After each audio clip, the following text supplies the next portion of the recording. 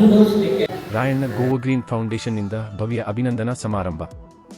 ರಾಯಬಾಗ ಪಟ್ಟಣದ ಮಹಾವೀರ ಭವನದಲ್ಲಿ Rayanna Goa green foundation ವತಿಯಿಂದ ಭವ್ಯ ಅಭಿನಂದನಾ ಸಮಾರಂಭ ನಡೆಯಿತು. ಕಾರ್ಯಕ್ರಮಕ್ಕೆ ಕೌಲಗುಡ್ಡ ಆಶ್ರಮದ ಪೂಜ್ಯ ಅಮರೇಶ್ವರ ಮಹಾರಾಜರು ಹಾಗೂ ಇಂಚಗೇರಿ ಸಂಪ್ರದಾಯದ ಆಧ್ಯಾತ್ಮಿಕ ಸಂತ ಶಶಿಕಾಂತ ಗುರೂಜಿ ಅವರ ದಿವ್ಯ ಸಾನ್ನಿಧ್ಯವಿತ್ತು. ಸಸಿಗೆ ನೀರು ಹಾಕುವ ಮೂಲಕ ಕಾರ್ಯಕ್ರಮಕ್ಕೆ ಚಾಲನೆ ನೀಡಲಾಯಿತು. ಈ ಸಂದರ್ಭದಲ್ಲಿ ಮಹಾರಾಷ್ಟ್ರ ರಾಜ್ಯದ ಯಮಗೆ ಗ್ರಾಮಕ್ಕೆ ಸೇರಿದ IPS ಅಧಿಕಾರಿ ಬೀರದೇವ ದೋಣಿ ಅವರನ್ನು ಸನ್ಮಾನಿಸಿ ಗೌರವಿಸಲಾಯಿತು. ಕಾರ್ಯಕ್ರಮವನ್ನು ಉದ್ದೇಶಿಸಿ ಮಾತನಾಡಿದ ಶಶಿಕಾಂತ ಗುರೂಜಿ ಅವರು, ವಿದ್ಯಾರ್ಥಿಗಳು ತಮ್ಮ ಭವಿಷ್ಯವನ್ನು ಉಜ್ವಲಗೊಳಿಸಿಕೊಳ್ಳಲು ನಿರಂತರ ಅಧ್ಯಯನ ಹಾಗೂ ಪರಿಶ್ರಮ ಅಗತ್ಯ ಎಂದು ಹೇಳಿದರು. ಬೀರದೇವ ದೋಣಿ ಅವರ ಸಾಧನೆಯಿಂದ ವಿದ್ಯಾರ್ಥಿಗಳು ಪ್ರೇರಣೆ ಪಡೆದು ಗುರಿ ಸಾಧಿಸುವ ನಿಟ್ಟಿನಲ್ಲಿ ನಿರಂತರವಾಗಿ ಶ್ರಮಿಸಬೇಕು ಎಂದು ಕರೆ ನೀಡಿದರು. ಪೂಜ್ಯ ಅಮರೇಶ್ವರ ಮಹಾರಾಜರು ಆಶೀರ್ವಚನ ನೀಡಿ ಬೀರದೇವ ದೋಣಿ ಅವರ ಸಾಧನೆ ಹಾಗೂ ಪರಿಶ್ರಮವನ್ನು ಶ್ಲಾಘಿಸಿದರು. ಸನ್ಮಾನ ಸ್ವೀಕರಿಸಿ ಮಾತನಾಡಿದ IPS ಅಧಿಕಾರಿ ಬೀರದೇವ ದೋಣಿ ಅವರು, ತಾವು ಕುರಿ ಕಾಯುತ್ತಲೇ ವಿದ್ಯಾಭ್ಯಾಸ ಮತ್ತು ಸಾಧನೆ ಮಾಡಿದ್ದಾಗಿ ತಿಳಿಸಿದರು. ಸಾಧನೆಯ ಹಾದಿಯಲ್ಲಿ ಹಲವು ಕಷ್ಟಗಳು ಎದುರಾದರೂ ನಿರಂತರ ಪರಿಶ್ರಮದಿಂದ ಅವುಗಳನ್ನು ಮೆಟ್ಟಿ ನಿಂತು ತಮ್ಮ ಗುರಿಯನ್ನು ತಲುಪಿದ್ದಾಗಿ ಹೇಳಿದರು. ವಿದ್ಯಾರ್ಥಿಗಳು ಯಾವುದೇ ಪರಿಸ್ಥಿತಿಯಲ್ಲೂ ಆತ್ಮವಿಶ್ವಾಸ ಕಳೆದುಕೊಳ್ಳದೆ ಗುರಿಯತ್ತ ಸಾಗಬೇಕು ಎಂದು ಸಲಹೆ ನೀಡಿದರು. ರಾಯಬಾಗ ರಾಯಣ್ಣ ಗೋವಾ ಗ್ರೀನ್ ಫೌಂಡೇಶನ್ ಅಧ್ಯಕ್ಷರಾದ ಸದಾಶಿವ ದೇಸಿಂಗೆ ಅವರು ಕಾರ್ಯಕ್ರಮದ ಕುರಿತು ಪ್ರಾಸ್ತಾವಿಕವಾಗಿ ಮಾತನಾಡಿದರು. ಕಾರ್ಯಕ್ರಮದಲ್ಲಿ ರಾಯಬಾಗ ಮತಕ್ಷೇತ್ರದ ಶಾಸಕ ದುರ್ಯೋಧನ ಹೊಳೆ, ಕುಡಚಿ ಮತಕ್ಷೇತ್ರದ ಮಾಜಿ ಶಾಸಕ ಹಾಗೂ ರಾಜ್ಯ ಬಿಜೆಪಿ ಪ್ರಧಾನ ಕಾರ್ಯದರ್ಶಿ ಪಿ. ರಾಜೀವ್, ಮಕ್ಕಳ ತಜ್ಞ ಡಾ. ಮಹೇಂದ್ರ ಒಡೆಯರ, ಹುಬ್ಬಳ್ಳಿ ಧಾರವಾಡ ಮಹಾನಗರ ಪಾಲಿಕೆಯ ಮುಖ್ಯ ಲೆಕ್ಕಾಧಿಕಾರಿ ಶಂಕರಾನಂದ ಬನಶಂಕರಿ, ರಾಯಬಾಗ ತಹಸೀಲ್ದಾರ್ ಮಾದೇವ ಸನಮೂರೆ, DC ಸದಲಗಿಯ ಡಾ. ಶ್ರೀಮಂತ ಬಾನೆ ಸೇರಿದಂತೆ ರಾಯಬಾಗ ಹಾಗೂ ಸುತ್ತಮುತ್ತಲಿನ ಗ್ರಾಮಗಳ ಗಣ್ಯರು, ವಿದ್ಯಾರ್ಥಿನಿಯರು ಹಾಗೂ ಸಾರ್ವಜನಿಕರು ಅಪಾರ ಸಂಖ್ಯೆಯಲ್ಲಿ ಭಾಗವಹಿಸಿದ್ದರು. ಕಾರ್ಯಕ್ರಮದ ನಿರೂಪಣೆ ಹಾಗೂ ವಂದನಾರ್ಪಣೆಯನ್ನು ರಾಯಬಾಗದ ವಕೀಲರಾದ ರಮೇಶ್ ಕುಮಾರ್ ಗಂಟೆ ಅವರು ನೆರವೇರಿಸಿದರು. ಸಮಾರಂಭದಲ್ಲಿ ವಿದ್ಯಾರ್ಥಿಗಳು ಹಾಗೂ ಸಾರ್ವಜನಿಕರು IPS ಅಧಿಕಾರಿ ಬೀರದೇವ ದೋಣಿ ಅವರ ಸಾಧನೆಯ ಮಾತುಗಳನ್ನು ಆಲಿಸಿ ಪ್ರೇರಣೆ ಪಡೆದರು. ಡಿಸೆಂಬರ್ದಾಗ ನಮ್ದು ರಿಸಲ್ಟ್ ಬಂತು. ಅದೇ ಸೇಮ್ ನಮ್ಗೆ ರಿಸಲ್ಟ್ ಈವ್ನಿಂಗ್ ಇತ್ತು. ಮುಂಜಾನೆ ಮಾರ್ನಿಂಗ್ ನಮ್ಮ ಫಾದರ್ದ ಕಿಡ್ನಿ ಸ್ಟೋನ್ದ ಆಪರೇಷನ್ ಇತ್ತು. ಇಟ್ಟು ದಿನ ಅದೇ ರಿಸಲ್ಟ್ ವೇಟ್ ಮಾಡ್ತೀನಿ ಇರ್ತಿದ್ನು. ಆ ರಿಸಲ್ಟ್ ಯಾವ ಟೈಮ್ ಬಂತಂದ್ರೆ ಆ ಟೈಮ್ದಾಗ ಎಲ್ಲ ಫ್ಯಾಮಿಲಿ ದುಃಖದಾಗಿತ್ತು. ಸೊ ಆ ರಿಸಲ್ಟ್ದ ನಾವು ಖುಷಿ ಮಾಡಬೇಕು ಯಾವ ದುಃಖದಾಗಿರಬೇಕು ಯಾನು ಅರ್ಥ ಆಗಲಿಲ್ಲ. ಆ ರಿಸಲ್ಟ್ದ ಅಷ್ಟು ಏನು ಖುಷಿನ ಆಗಲಿಲ್ಲ. ಖರೆ ಅದ್ರ ಫಾಯ್ದೆ ಏನಾಯ್ತು, ಅಪ್ಪಾಗ ಜರ ಧೀರ್ ಬರ್ತಂದ್ರೆ ಆಪರೇಷನ್ ಮುಂಜಾನೆ ಐತಿ, ಇವತ್ತು ಹುಡುಗದ ರಿಸಲ್ಟ್ ಬರ್ತಿದೆ, ಅದರ ನಮ್ಮ ಅವ ಅಪ್ಪಾಗ ಜರ ಇದೇ ಇರ್ತೈತಲ್ಲ, ಹೆಮ್ಮೆ ಇರ್ತೈತಿ. ಸೊ ಅದ್ರ ಜರ ಚಲೋ ಆಗಿತ್ತು ಅಂತ. ನಂದು 20 ಜಾನ್ವರಿದಾಗ ಇಂಟರ್ವ್ಯೂ ಇತ್ತು. ನಮ್ಮ ಇಂಟರ್ವ್ಯೂ ಇರುತ್ತಾಗ ನಮ್ದು ಡಿಟೇಲ್ ಅಪ್ಲಿಕೇಶನ್ ಫಾರ್ಮ್ ಕರೀತಾವೆ. ಅಂದ್ರೆ ಯಾವ್ಯಾವ ನಮ್ಮ ಡಿಟೇಲ್ ಅಂದ್ರೆ ಎಜುಕೇಷನ್ ಫುಲ್ಲಿ ಇದ್ದಾಗತ್ತೆ. ನಾವು ಜ್ಯೋತಿಷ್ ಕಡೆ ಹೆಂಗೆ ಹೋಗ್ತೀವಿ, ಅವ್ ನನ್ನ ಕೈ ನೋಡ್ರೆ ಏನೇನಾಗ್ತಿತ್ತು ತೋರಿಸು, ಸೇಮ್ ಅದ ಡಿಟೇಲ್ ಅಪ್ಲಿಕೇಶನ್ ಫಾರ್ಮ್ ಇರ್ತೈತಿ. ಅವ ಇಂಟರ್ವ್ಯೂ ಪ್ಯಾನೆಲ್ ಇದ್ದರೆ ನಾವು ಎಲ್ಲ ಕುಂಡಲಿ ಅವ್ರಿಗೆ ಗೊತ್ತಾಗ್ತೈತಿ. ಆ ಬೇಸಿಸ್ ಮೇಲೆ ಅವರು ನಮಗೆ ಕ್ವಶನ್ ಕೇಳ್ತಾರೆ. ಅಂದ್ರೆ ನಾನು ಎಲ್ಲ ಇಂಟರ್ವ್ಯೂ ಹೇಳಿಲ್ಲ, ಒಂದು ಸೆಕ್ಷನ್ ಹೇಳ್ತಾನು. ಅಂದ್ರೆ ನಾ ರಾಜೀವ್ ಸರ್ಗಳಿಗೆ ಹೇಳ್ತಾನೆ, ಅದ ಜಸ್ಟ್ ಅಂದ್ರೆ ಅವಾಗ ಅಂದ್ರೆ ನಂದು ಹಾಬಿ ಅಂತ ಇತ್ತು. ಅಂದ್ರೆ ನೀವು ಚಂದ ಯಾವುದೈತಿ ನಿಂದ, ನಾ ಅದ್ರಾಗ ಬರ್ತೀನಿ ಶೀಪ್ ಆ್ಯಂಡ್ ಗೋಟ್ ರೇರಿಂಗ್, ಅಂದ್ರೆ ಕುರಿ ಕಾಯ್ದ ಇದು ನಮ್ದು ಚಂದ ಐತಿ, ಅದನ್ನ ಅದ್ರಾಗ ಬರ್ತೀನಿ. ಅದು ಚಂದ ಮೇಲೆ ನಂಗೆ ಒಬ್ಬ UPSC ಮೆಂಬರ ಕ್ವಶನ್ ಕೇಳಿದ್ರು.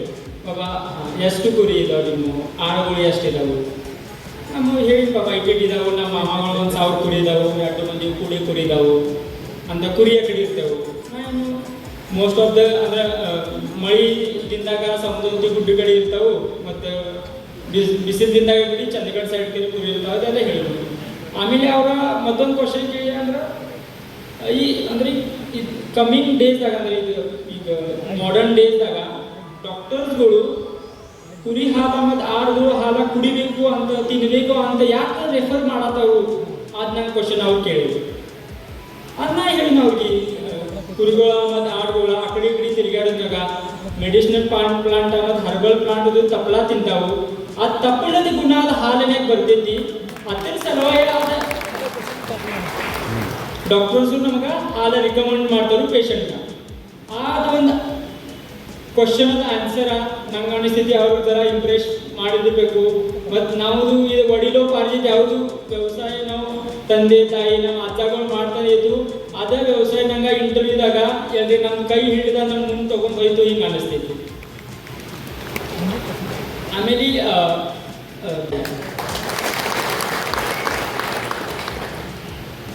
ರಿಸಲ್ಟ್ ಬರೋಕ್ಕಿಂತ ಮೊದಲ ನೀವು ಯಾರು ಅಕ್ಸೆಪ್ಟ್ ಮಾಡೋದು ನಿಮ್ಮ ಅಂದ್ರೆ ನಮ್ಮ ಕಡೆ ಸಕ್ಕಿ ಭೌಕ್ಯ ಅಂದ್ರೆ ನಾವು ಯಾರು ಅವರು ನಿಮ್ಗೆ ಅಕ್ಸೆಪ್ಟ್ ಮಾಡೋದು. ಯಾವ ಅವನೇ ನಿಮ್ ಮದ್ದು ಸೆಲೆಕ್ಟ್ ಮಾಡ್ಲಾಗ್ತೀರ ಅವರು ಮದ್ದು ಸತ್ಕಾರ ಮಾಡಕ್ ಬರ್ತಾರೆ.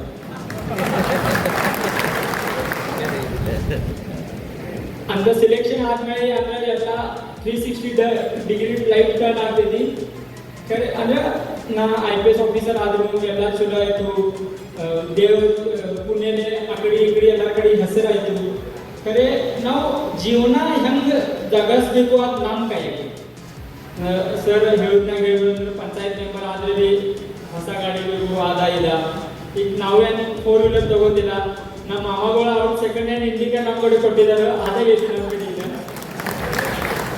ಅದು ಭೀ ನಾವು 4 ವೀಲರ್ ಡ್ರೈವಿಂಗ್ ಮಾಡ್ಯಾಕೆ ಬರ್ಲಾಗ್ತಿದ್ದು, ಅದೇ ಇಂಡಿಕಾ ಗಾಡಿ ನಾವು ಕೊಲ್ಕತ್ತಾ ಡ್ರೈವಿಂಗ್ ಮಾಡ್ಯಾಕ ಅಂದ್ರೆ ಇದು ಹೇಳಕಂದ್ರೆ ಯಾಕಂದ್ರೆ ನಿಮ್ದ ಪದ ಪ್ರತಿಷ್ಠಾ ರೊಕ್ಕ ನಿಮ್ಮ ಮಾನ ಸನ್ಮಾನ ಇದೆಲ್ಲ ಕ್ಷಣಿಕೆ. ಅದು ನಿಮಗೂ ಆಯುಷ್ಯ ತಕ ನಿಮ್ಮ ಜೊತೆ ಇರಲ್ಲ.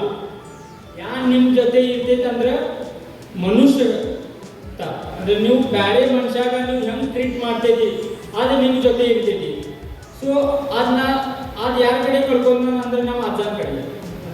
ಅಂದ್ರೆ ನಮ್ಮ ಅಜ್ಜ ಹೇಳ್ತಿದ್ದ ಅಂದ್ರೆ ಬ್ಯಾರೆದವ್ರ ಮದ್ದು ಚೂಡ ಆಗಲಿ ಆಮೇಲೆ ನಿಂತು ಚೂಡ ಆಗಲಿ. ಸೊ ನಿಮ್ ಅಂದ್ರೆ ಹುಡುಗರು ಹೆಂಗೆ ಬ್ಯಾರೆದವ್ರು ಹೆಂಗೆ ಕಲಿಯೋದು, ನಮ್ಮ ಅವ್ವ ಅಪ್ಪ ನಮ್ಮ ಅಜ್ಜಗಳು ಹೆಂಗೆ ಕಲಿಸ್ತಾರೋ ಅದೇ ಕಲಿತಾರೆ.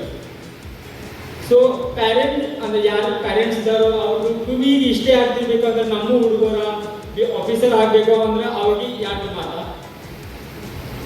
ಈಗ ಹೆಂಗೈತಿ ನಮ್ಮ ಪ್ಯಾರೆಂಟ್ಸ್ಗಳು ಏನು ಮಾಡ್ತಾರೆ, ಹುಡುಗರು ಶಾಲೆಯಿಂದ ಬಂದ್ರೆ ನೀವು ಅಭ್ಯಾಸ ಮಾಡ್ಬೇಕು ಕುಂಡ್ರಲ್ಲ, ನಾವು ಮೊಬೈಲ್ ನೋಡ್ಬೇಕು ಹಿಂಗೆ ಮಾಡ್ರೆ ಯಾವ ಅರ್ಥ ಆಗುತ್ತೆ. ನಿಮ್ಮ ಹುಡುಗರು ಅಭ್ಯಾಸ ಮಾಡ್ತಾರೆ ಅಂದ್ರೆ ನಿಮಗೂ ಭೀ ಅವ್ರ ಜೊತೆ ಚುಂಡಾಕಬೇಕು. ಬರೀ ಹುಡುಗರಿಗೆ ನಾವು ಅಂದ್ರೆ ಬರ್ತ್ ಕೊಟ್ರೆ ನಮ್ದು ರೆಸ್ಪಾನ್ಸಿಬಿಲಿಟಿ ಮುಗಿತೈತಿ ಹಿಂಗೂ ಏನಿಲ್ಲ. ನಿಮಗೂ ಅವ್ರ ಜೊತೆ ಸ್ಯಾಕ್ರಿಫೈಸಸ್ ಮಾಡಾಕು ಬೇಕು. ಒಂದು ಪಾಯಿಂಟ್ ಅಂದ್ರೆ ನಿಮ್ಗೆ ನಿಮ್ಮ ಹುಡುಗರು ಕೂಡ ಟೈಮ್ ಸ್ಪೆಂಡ್ ಮಾಡಬೇಕು. ಡೈಲಿ ಅವ್ರದ್ದು ಹೋಮ್ವರ್ಕ್ ಏನೇನೈತಿ, ಹುಡುಗರು ಶಾಲೆಗೆ ಹೋಗ್ತಾ ಏನಿಲ್ಲ, ಡೈಲಿ ಹೋಮ್ವರ್ಕ್ ಮಾಡ್ತಾ ಏನಿಲ್ಲ, ಟೀಚರ್ ಏನು ಕಂಪ್ಲೇಂಟ್ ಕೊಟ್ಟಿದ್ದಾರೆ ಏನಿಲ್ಲ ಅವೆಲ್ಲ ನೀವು ಚೆಕ್ ಮಾಡಬೇಕು. ಟೆಸ್ಟ್ ಬರ್ದಿರೋ ಟೆಸ್ಟ್ನಾಗ ಮಾರ್ಕೆಟ್ ಬಂದವು, ಕಡಿಮೆ ಬಿದ್ದರೆ ಯಾಕೆ ಕಡಿಮೆ ಬಿದ್ದಾವು, ಹೆಚ್ಚು ಬಿದ್ದರೆ ಅವ್ರಿಗೆ ಹೇಳ್ಬೇಕು ಬಾಬಾ ಈ ಟೆಸ್ಟ್ನಾಗ ಹೆಚ್ಚು ಬಿದ್ದಾವು, ಮುಂದಿನ ಟೆಸ್ಟ್ನಾಗ ನೀವು ಕನ್ಸಿಸ್ಟೆನ್ಸಿ ಇರಬೇಕು. ಅವ್ನು ಲಗೇಟ್ ಹೋಗಿ ಟ್ರೆಂಡ್ಸ್ನಾಗ ಹೋಗಿ ಅರಿವಿ ಮಾಡ್ಕೊಡ್ಬಾರ್ದು ಅವ್ನು. ಯಾಕಂದ್ರೆ ಅವ್ನು ಕನ್ಸಿಸ್ಟೆಂಟ್ ಇರಬೇಕು. ಅವ್ನು ಇದ್ರ ಗಿಡದ ಮೇಲೆ ಏನಿ ಮತ್ತು ಬಿಡೋ ಚಾನ್ಸಸ್ ಇರ್ತೈತಿ. ಓಕೆ, ಇದು ಒಂದು ಪಾಯಿಂಟ್. ಎರಡನೇ ಪಾಯಿಂಟ್ ಅಂದ್ರೆ ಈಗ ಪೇರೆಂಟ್ಸ್ ಅಂದ್ರೆ ಎಲ್ಲರದ್ದು ಏನೈತಿ ಗಳಿಸೋದೈತಿ. ಅಂದರೆ ಕಾರ್ ತಗೋದೈತಿ, ಪ್ಲಾಟ್ ತಗೋದೈತಿ, ಹೊಲ ತಗೋದೈತಿ, ಬ್ಯಾಂಕ್ನಾಗ ಎಫ್ ಡಿ ಇಟ್ಟ ಸಿಂಪಲ್ ಇಂಟ್ರೆಸ್ಟ್ ತಗೋದೈತಿ. ಖರೆ ನಾವೊಂದು ಮಾತು ಹೇಳ್ತಾನೋ, ನಿಮ್ದು ಯಾವುದು ಸಂಪತ್ತಿ ಇದ್ರೆ ನಿಮ್ಮ ಹುಡುಗರ್ದ ಶಿಕ್ಷಣ ಮತ್ತು ಫ್ಯಾಮಿಲಿ ಆರೋಗ್ಯ ಮಾಡಿ ಖರ್ಚು ಮಾಡಿ ಕಂಪೌಂಡ್ ಇಂಟ್ರೆಸ್ಟ್ ತಗೋಬೇಕು ನೀವು. ಯಾಕಂದ್ರೆ ಸಿಂಪಲ್ ಇಂಟ್ರೆಸ್ಟ್ ತಗೋದ್ರೆ ಅಟ್ಟು ನಿಮ್ಗೆ ಜಾಸ್ತಿ ರಿಟರ್ನ್ಸ್ ಆಗೋದಿಲ್ಲ. ಚಕ್ರವ್ಯಾಡ ವ್ಯಾಸ ತಗೊಂಡ್ರೆ ಹುಡುಗ ಈಗ ಎಲ್ಲರ ಕಡೆ ರೊಕ್ಕ ಇದಾವು, ಎಲ್ಲರ ಕಡೆ ಸಂಪತ್ತಿ ಐತಿ. ಈಗ ಯಾರು ಬೇಕಾಗಿದೆ ಅಂದ್ರೆ ಮಂದಿಗೆ ಸನ್ಮಾನ ಬೇಕಾಗಿದೆ. ಆ ಸನ್ಮಾನ ಗಳಿಸ್ಬೇಕಂದ್ರೂ ನಿಮ್ಗೆ ಹುಡುಗರಿಗೆ ಒಂದು ಆಪ್ಷನ್, ಆದ ಆಪ್ಷನ್ ಅಂದ್ರೆ ಶಿಕ್ಷಣ. ಅಂದ್ರೆ ರಟ್ಟಿ ಬಲವನ್ನ ನಂಬಿ ನಿರಂತರವಾಗಿ ಕಾಯಕ ಜೀವಿಗಳಾಗಿ ದೇಹವನ್ನ ದಂಡನೆ ಮಾಡ್ತಾ ನಿರಂತರ ಅಧ್ಯಯನ ಮುಖಿಗಳಾಗಿ ಅಂದ್ರೆ ಒಂದೇ ಗುರಿ IAS IPS ಆಗಬೇಕಂತೇಳಿ ಅಂತ ಒಂದು ಸಾಧನೆ ಮಾಡಿರ್ತಕ್ಕಂಥವ್ರು ಜೋರಾದ ಚಪ್ಪಾಳೆ ಮೂಲಕ ಧನ್ಯವಾದ. ಸರ್ ಪಿ ರಾಜು ಸರ್ ಮಾತನ್ನ ನೆನಪು ಮಾಡ್ಕೊಳ್ತೀನಿ ಈ ಸಂದರ್ಭದೊಳಗ. ಒಬ್ಬ ಗ್ರಾಮ ಪಂಚಾಯತಿ ಸದಸ್ಯ ಆದವ್ರ ಗಾಡಿನ ಬದಲಾಗ್ತಾವ, ವೇಷಭೂಷಣ ಬದಲಾಗ್ತದ.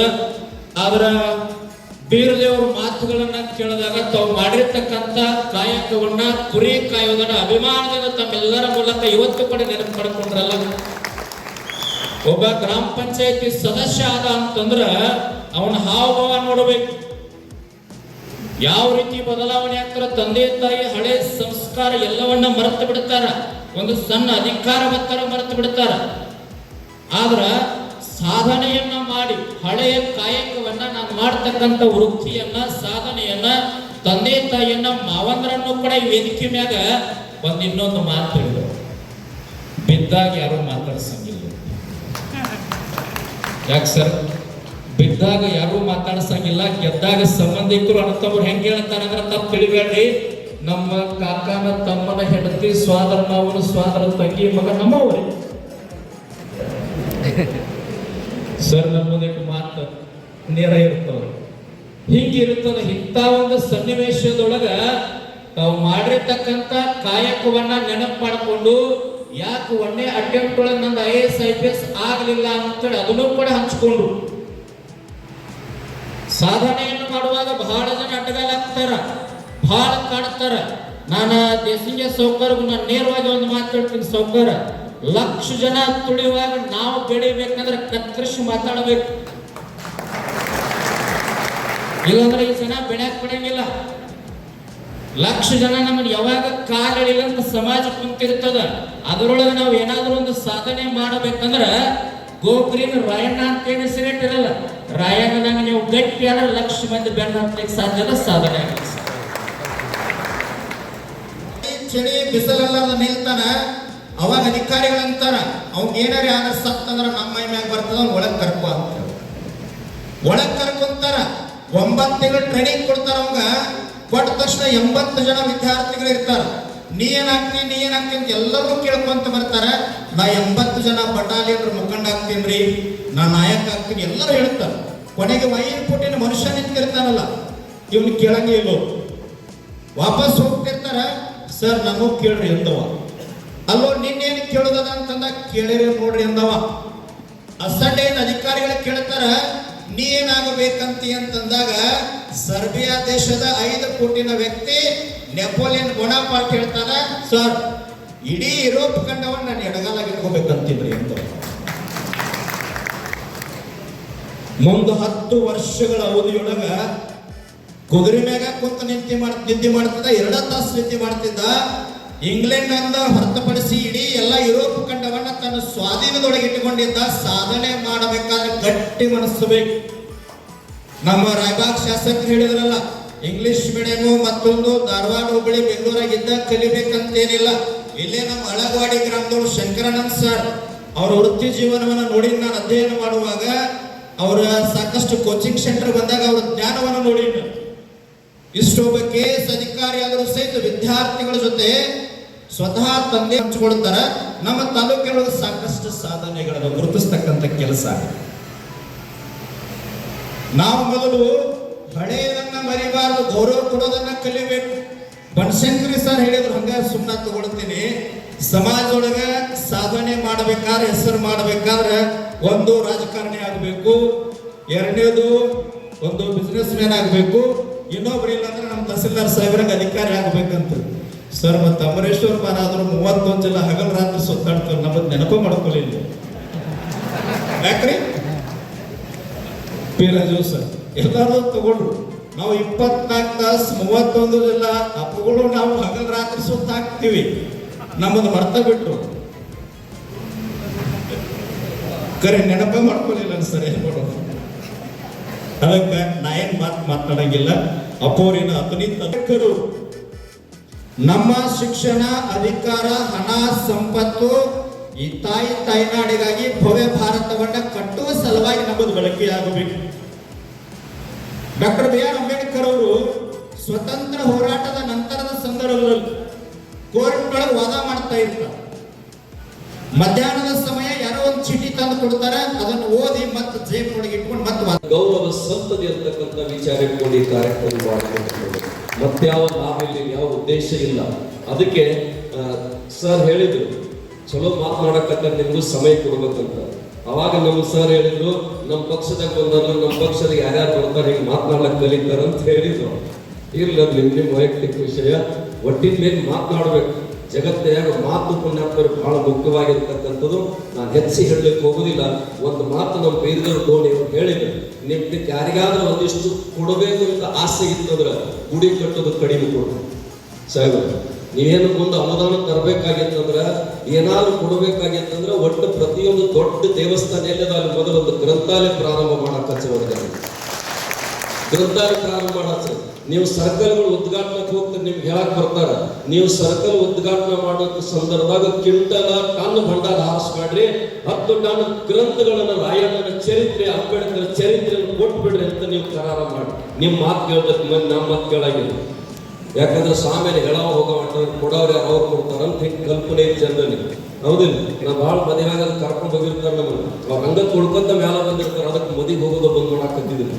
ಇರ್ಲಿ, ನಮ್ಮ ವಿಚಾರ ಏನು ಅಂತ ಕೇಳಿದ್ರೆ ಹೇಳಿದ್ರಲ್ಲ, ನಿಮ್ಗೆ ಯಾರಿಗೆ ಸಾಧ್ಯ ಇದ್ರೆ ನಿಜವಾಗಿ ಏನಾದ್ರೂ ಕೊಡ್ಬೇಕಂತ ಅನಿಸಿತ್ತಂದ್ರ ಜೀವಂತ ದೇವಾಲಯಕ್ಕೆ ಕೊಟ್ಟು ಬಿಡ್ರಿ ಅಂತ ಹೇಳ್ಯಾರ. ಯಾಕಂದ್ರ ಮನುಷ್ಯ ಒಂದು ದಿವಸ ಬದುಕಬೇಕಾದ್ರೆ ಒಪ್ಪತ್ತಿನ ಊಟ ಕೊಡು, ಇಡೀ ಬದುಕನ್ನು ಕಟ್ಟಬೇಕಾದ್ರೆ ಅವನಿಗೆ ಶಿಕ್ಷಣ ಅಂತಕ್ಕಂಥ ಸಂಪತ್ತನ್ನು ಕೊಟ್ಬಿಡು ಅಂತ ಹೇಳ್ಯಾರ. ಅದಕ್ಕೆ ಹೆಚ್ಚು ಮಾತನಾಡಕ್ ಹೋಗೋದಿಲ್ಲ. ಒಂದು ಮಾತು ಹೇಳಿದ್ರು ಅವರು, ಏನು ಅಂತ ಕೇಳಿದ್ರ, ಶಾಲೆ ಒಳಗೆ ಒಬ್ಬ ಶಿಕ್ಷಕನ ಹುಟ್ಟು ಹಬ್ಬ ಇತ್ತು. ಆ ಶಿಕ್ಷಕನ ಹುಟ್ಟು ಹಬ್ಬದಾಗ ಎಲ್ಲ ವಿದ್ಯಾರ್ಥಿ ಕೇಳಿದ, ನಿನಗೇನ್ ಬೇಕು ನಿನಗೇನ್ ಬೇಕು ಅಂತ. ಒಬ್ಬ ಹೇಳಿದ ಚಾಕ್ಲೇಟ್ ಕೊಡಿಸ್ರಿ ಅಂತ, ಒಬ್ಬ ಸುಂದರ ಬಟ್ಟೆ ಕೊಡಿಸ್ರಿ ಅಂತ, ಇನ್ನೊಬ್ಬ ಸುಂದರವಾಗಿರ್ತಕ್ಕಂಥ ಬೂಟ್ ಕೊಡಿಸ್ರಿ, ಶೂಸ್ ಕೊಡಿಸ್ರಿ ಅಂತ. ಕೊನೆಗೆ ಮೂಲೆಯೊಳಗೆ ಕುಂತಿದ್ದ ಒಬ್ಬ ಗರೀಬಿದ್ದ ವ್ಯಕ್ತಿ, ನಿನಗೇನ್ ಬೇಕಪ್ಪ ಅಂದ. ನನ್ಗೇನೂ ಬೇಕಾಗಿಲ್ಲ, ನನ್ನ ತಾಯಿಗೆ ಚಸ್ಮಾ ತಗೋಬೇಕಾಗಿತ್ತು ಕೊಡ್ರಿ ಅಂತ. ಒಟ್ಟು ತಾಯಿ ಹೇಳಿಲ್ಲ, ನನ್ನ ಚಸ್ಮಾ ತಗೋಬೇಕಾಗಿತ್ತು, ದುಡ್ಡು ಕೊಡ್ರಿ ಅಂತ. ಅಲ್ಲೊಂದು ಸುಂದರ ವಯಸ್ಸು ಕಾಣದ, ಕಣ್ಣು ಕಾಣ್ತದ, ಯಾಕೆ ಚಸ್ಮಾ ತಗೋತಿ? ಚಸ್ಮಾ ನನ್ನ ಸಲುವಾಗಿಲ್ರಿ, ನನ್ನ ತಂದೆ ತೀರಿ ಹೋಗ್ಯಾನ, ನನ್ನ ಅಕ್ಕ ನನ್ನನ್ನ ಬದುಕು ಕಟ್ಲಿಕ್ಕೆ ನನ್ನ ತಾಯಿ ಜವಾಬ್ದಾರಿ ಅದ. ಆ ತಾಯಿ ಏನ್ ಮಾಡ್ಯಾಳ ಅಂತ ಕೇಳಿದ್ರೆ, ಎಲ್ಲ 4 ಮನೆ ಕಸಂಸ್ರಿ ಮಾಡ್ತಾಳ, ಮನೆಗೆ ಉಳಿದ ಸಮಯದಾಗ ಬಂದು ಬಟ್ಟೆ ಹೊಲಿತಾಳ. ಕತ್ತಲೊಳಗೆ ನೋಡಿ ನೋಡಿ ಕಣ್ಣು ಹೋಗ್ಯಾವು. ಆ ಕಣ್ಣಿಂದ ಚಸ್ಮಾ ತಗೋಬೇಕಾದ್ರ ಮಕ್ಕಳಿಗೆ ಫೀಸ್ ಕೊರತೆ ಆಗ್ತದ, ಪುಸ್ತಕ ತಗೊಳಕ್ ಕೊರತೆ ಆಗ್ತದೆ ತಿಳ್ಕೊಂಡು ನನ್ನ ತಾಯಿ ತಗೊಳ್ಳಿ ಗೋಚಿ ಹೋಗಿಲ್ಲ. ನೀವು ದುಡ್ಡು ಕೊಟ್ರಿ ಅಂದ್ರ ಅದೇ ಚಸ್ಮಾ ಹೋದ ನಮ್ಮ ತಾಯಿಗೆ ಕೊಡ್ತನೋ ಮತ್ತು ಸರಿಯಾಗಿ ಬಟ್ಟೆ ಹೊಲಿತಾಳ, ನಮ್ಮ ಬದುಕನ್ನು ಕಟ್ಕೊಳ್ಳಕ್ಕೆ ಸಾಧ್ಯ ಆಗ್ತದೆ ಅಂತ ಹೇಳ್ತಾರೆ. ಆ ವ್ಯಕ್ತಿ ಓದಿ ದೊಡ್ಡ ವ್ಯಕ್ತಿ ಆಗ್ತಾನೆ ಮುಂದೆ. ಇವರಾಗಿ ಒಂದು SP ಆಗಿ ಬಂದಾರ, IPS ಆಗಿ ಬಂದಾರ. ಹಂಗ ಪುಣ್ಯಾತ್ಮರು DC ಆಗಿ ಬರ್ತಾರ. DC ಆಗಿ ಅಧಿಕಾರ ವಹಿಸ್ಕೊಂಡು ಆ ಶಾಲೆಗೆ ಬರ್ತಾರ. ಸಾಯಂಕಾಲ 4:30 ಗಂಟೆ ಆಗಿತ್ತು. ಆ ಸರ್ ವಯಸ್ಸಾಗಿತ್ತು. ಹೊರಗಡೆ ಎಲ್ಲ ಕೆಂಪು ಲೈಟಿನ ಗಾಡಿ, ಮುಂದೆ 4 ಹಿಂದೆ 4 ಎಲ್ಲ ವ್ಯವಸ್ಥೆ ಇತ್ತು. ಅಂತ ಸಂದರ್ಭದೊಳಗ ಟೀಚರ್ ಗಾಬರಿ ಆಗಿಬಿಟ್ರು. ನಮ್ಮ ಶಾಲೆಗೆ ಏನು ಅಪರಾಧ ಆಗ್ಯದಪ್ಪ, ಕೆಂಪು ಲೈಟ್ ಗಾಡಿ ಹಾಕಿ ಬಂತು, ಗಾಬರಿ ಆಗಿ. ಅಂತ ಕಮನೆ ಸಂದರ್ಭದೊಳಗ ಆ ಮೇಲೆ ಹೋಗಿ ಅವತ್ತೇನು ಚಸ್ಮಾ ಪಡ್ಕೊಂಡಿದ್ದ ಹುಡುಗ ಆ ಗುರುಗಳ ಕಾಲಿಗೆ ಸಾಷ್ಟಾಂಗ ನಮಸ್ಕಾರ ಹಾಕಿದ. ಅಧಿಕಾರಿ ಆಗಿ ಬಂದಾನ, DC ಆಗಿ ಬಂದಾನ, ಸಾಷ್ಟಾಂಗ ನಮಸ್ಕಾರ ಹಾಕಿದ್ದ. ಅವಾಗ ಆ ಸರ್ ಕೇಳ್ತಾರಪ್ಪ, ನೀವು ದೊಡ್ಡ ಅಧಿಕಾರಿಗಳು ನನ್ನ ಕಾಲೇ ಹಾಕ್ತಿದ್ರಿ, ನನ್ನ ಕಾಲೇ ಹಾಕ್ತಿದ್ರಿ. ನಾನಿವತ್ತು ದೊಡ್ಡ ಅಧಿಕಾರಿ ಆಗ್ಲಾಕ ನೀವು ಅವತ್ತು ಕೊಟ್ಟಿರ್ತಕ್ಕಂಥ 200 ರೂಪಾಯಿ ನನ್ನ ತಾಯಿಗೆ ಚಸ್ಮಾ ಕೊಟ್ಟದ್ದು ಪುಣ್ಯ ನನ್ನ ಅಧಿಕಾರಕ್ಕೆ ಒಯ್ದೈತಿ ಅಂತ ಹೇಳಿದಂತ ಬಂದಿದ್ರು. ನಾವೆಲ್ಲ ಗಮನ ಇಡ್ಬೇಕು. ಇನ್ನೊಂದು ಮಾತು, ಒಂದು ಪ್ರಾಂತ ಬರ್ತದೆ. ಆ ಪ್ರಾಂತದ ರಾಜ ಹೇಗಿದ್ದ ಅಂತ ಕೇಳಿದ್ರೆ, ನನ್ನ ಪ್ರಾಂತದ ಭಿಕ್ಷುಕರು ಇರಬಾರ್ದು, ನಿರುದ್ಯೋಗಿಗಳು ಇರಬಾರ್ದು, ಇಂಥ ರಾಜ ಬಂದು ಕಟ್ಟಿದ್ದ. ಆದ್ರೆ ಅಲ್ಲಿ ಪುಣ್ಯಾತ್ಮರು ಒಬ್ಬ ಮಹಾನುಭಾವ ಹೇಗಿದ್ದ ಅಂತ ಕೇಳಿದ್ರೆ, ಒಂದು ಆನದ ಗಿಡದ ಕೆಳಗೆ ಕೂತಿದ್ದ. ಒಂದು ಜರ್ಮನಿ ತಾಟಿತ್ತು, ಒಂದು ಹರಕ ತಟ್ಟಿತ್ತು, ಅದ್ರಾಗ ಒಂದು ಜರ್ಮನಿ ಇತ್ತು. ಅವನು ಮುಂಜಾನೆ ಶೌಚಾಸನಕ್ಕೆ ನದಿಗೆ ಹೋಗ್ತಿದ್ದ, ಅಲ್ಲೇ ಮಾಡ್ಕೊಂಡು ಅಲ್ಲೇ ಮುಗಿಸಿ ಬರ್ತಿದ್ದ. ಎಲ್ಲಾದ್ರೂ ಒಂದು ತುತ್ತು ತಿಂತಿದ್ದ, ಗಿಡದ ಕೆಳಗೆ ಕೂತಿದ್ದ. ಅವನು ಬುದ್ಧಿ ಹೇಗಿತ್ತು ಅಂತ ಕೇಳಿದ್ರೆ, ರಾಜ್ಯದ ಎಲ್ಲಾ ಸಮಸ್ಯೆ ತಗೊಂಡು ಬಂದಾರಂದ್ರು ಕ್ಷಣದಾಗ ಬಗೆಹರಿಸ್ತಿದ್ದ, ಕ್ಷಣದಾಗ ಬಗೆಹರಿಸ್ತಿದ್ದ. ಆ ಸಂದೊಳಗೆ ಏನಾಯ್ತು ಅಂತ ಕೇಳಿದ್ರೆ, ರಾಜ ಕುದುರೆ ಮೇಲೆ ಬರ್ತಿದ್ದ. ನೋಡಿದ್ರು ನನ್ನ ರಾಜ್ಯದೊಳಗೆ ಇನ್ನೂ ಭಿಕ್ಷುಕರು ಅದಾರ. ಅವ್ನು ವೃತ್ತಿಯೊಳಗೆ ಭಿಕ್ಷುಕರು ಇರ್ಬೇಕು ರಾಜರ, ಬುದ್ಧಿ ಮಾತ್ರ ಬಹಳ ಚತುರ ಅದ. ನಮಗೆ ಏನು, ನೀವು ಎಂತ ಸಮಸ್ಯೆ ತಗೊಂಡು ಬರೀ 5 ನಿಮಿಷದಾಗ ಬಗೆಹರಿಸ್ತಾರೆ.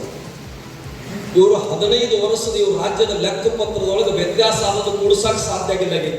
ನಂದೊಂದು ಸಮಸ್ಯೆ ಐತಿ ಕೇಳಬೇಕಂದ ಬಂಧುಗಳೇ ಬಂದು ಹೇಳಿದ, ನಾನು ಹಿಂಗೆ ಸಮಸ್ಯೆ ತಾವೇನು ಕಲಿತಾವಲ್ಲ, ಮತ್ತೆ ಹಿಂಗೆ ಮಾಡ್ಕೊಂಡು ಹಿಂಗೆ ಮಾಡಿ 5-10 ನಿಮಿಷನಾಗ ಅವ್ರ ಸಮಸ್ಯೆ ಪರಿಹಾರ ಮಾಡಿಬಿಟ್ಟ. ಹೋಗಿ ಅಲ್ಲಿ ಕೂಡಿಸಿದಾಗ ಅದೇ ಪ್ರಕಾರ ಲೆಕ್ಕಪತ್ರ ಆಗಿತ್ತು, ಅದು ಸರಿ ಹೋಯ್ತು. ಮತ್ತೆ ಮುಂದೆ ಕೆಲವೊಂದು ದಿವಸ ಪ್ರಸಂಗ ಬಂತು, ಮತ್ತೆ ಇವ್ನ ಕಡೆಯಿಂದ ಬಂದ. ಅವಾಗ ಕ್ಷಣದಾಗ ಸಮಸ್ಯೆ ಪರಿಹಾರ ಮಾಡಿಬಿಟ್ಟ.